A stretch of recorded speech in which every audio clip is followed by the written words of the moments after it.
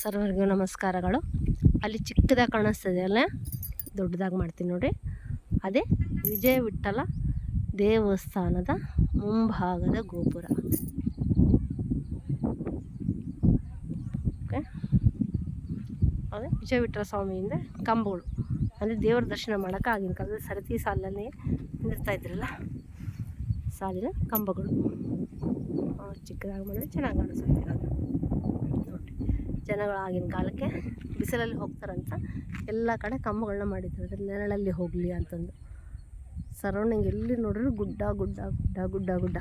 ನಮ್ಮ ವಿಶೇಷತೆ ಆರ್ಕೊಲಾಜಿಕರವರು ಏನಾದರೂ ಇಲ್ಲಿ ಸರಿಯಾಗಿ ವ್ಯವಸ್ಥೆ ಮಾಡದಿದ್ರೆ ಈ ಒಂದು ಗುಡ್ಡನೂ ಉಳಿತಿದ್ದಿಲ್ಲ. ಎಲ್ಲ ಮನೆ ಕಟ್ಟಲಿಕ್ಕೆ ಅದಕ್ಕೆ ಇದಕ್ಕೆ ಕಲ್ಲುಗಳನ್ನ ಮಾಡಿ ಹೊತ್ಕೊಂಡು ಹೋಗ್ಬಿಡ್ತಿದ್ರು. ನೋಡಿ, ಈ ಕಡೆನೂ ಸಾಲಿದೆ, ಕಂಬಗಳ ಸಾಲು ಅಂದರೆ ಅದು ಮೇಲ್ಗಡೆ ಛಾವಣಿ ಎಲ್ಲ ತೆಗೆದು ಹೋಗ್ಬಿಟ್ಟಿದೆ, ಉದುರಿ. ಸುಮಾರು ವರ್ಷ ಹಳೆ ಕಾಲದೆಲ್ಲ, ಸಾವಿರಾರು ವರ್ಷಗಳ ಹಿಂದೆ ದೇವಸ್ಥಾನಕ್ಕೆ ಹೋಗಬೇಕಾದ್ರೆ ಸರತಿ ಸಾಲಿನಲ್ಲಿ ಹೇಗೆ ಜನಗಳು ನೆರಳಲ್ಲಿ ಹೋಗ್ಬೇಕನ್ನೋಕ್ಕೆ ಈ ಕಂಬಗಳನ್ನ ಸೃಷ್ಟಿ ಮಾಡಿರೋದು. ಅಂದರೆ ಮಂಟಪ, ಸರತಿ ಸಾಲಿನ ಮಂಟಪಗಳು ಅಂತ ಹೇಳಬಹುದು. ಇದು ದೇವರ ಪುಷ್ಕರಣಿ ಅಂದರೆ ವಿಜಯ ವಿಠ್ಠಲ ಸ್ವಾಮಿ ದೇವ್ರನ್ನ ತೊಳೆಯುವಂಥ ಸ್ಥಳ.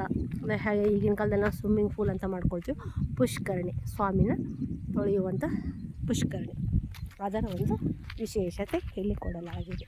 ಪುಷ್ಕರಣಿ ಇದು ಇಂಗ್ಲೀಷ್ನಲ್ಲಿ ಬರ್ತಿದ್ದಾರೆ, ಅದು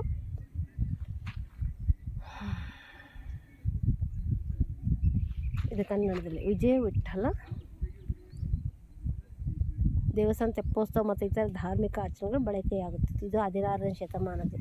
7 ಮೀಟರ್ ಉದ್ದ ಇರೋ ಈ ಪುಷ್ಕರಣಿ ದಕ್ಷಿಣ ಅಲಂಕಾರ ಪ್ರವೇಶ ದ್ವಾರವಿದೆ. ಓಕೆನಾ, ಇಲ್ಲಿ ಗಾರೆ ಅಚ್ಚುಗಳಿಂದಲೇ ಅಲಂಕಾರ ಮಾಡಲಾಗಿದೆ. ಯಾಕೆಂದರೆ ದೇವರು ತೊಳಿಲಿಕ್ಕೆ, ಪೂಜಾ ಸಾಮಾನಕ್ಕೆ, ಪೂಜೆಗೆ ಮಾತ್ರ ಬಳಸುವಂಥದ್ದು. ಹೇಗೆ ತಿರುಪತಿಯಲ್ಲಿ ಪುಷ್ಕರಣಿ ಇದೆ, ಎಲ್ಲ ದೇವಸ್ಥಾನದಲ್ಲೂ ಪುಷ್ಕರಣಿ ಇರುತ್ತೆ.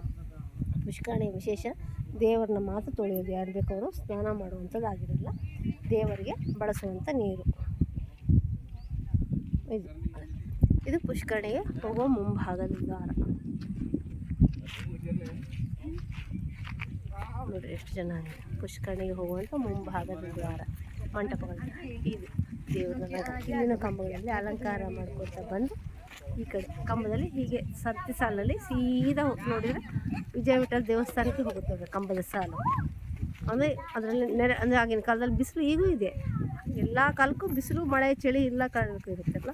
ಹಾಗೆ ಈ ಮಂಟಪದ ಒಳಗಿಂದಲೇ ದೇವರ ದರ್ಶನಕ್ಕೆ ಹೋಗ್ತಾ ಇದ್ವಿ. ಅಂದರೆ ನೆರಳು, ಮಳೆ, ಗಾಳಿ, ಬಿಸಿಲು ಯಾವುದಿಲ್ಲದಂಗೆ ವ್ಯವಸ್ಥೆ ಇದ್ದು ಹೋಗುವಂಥ ಒಂದು ಸಾಲಿದಿಲ್ಲ.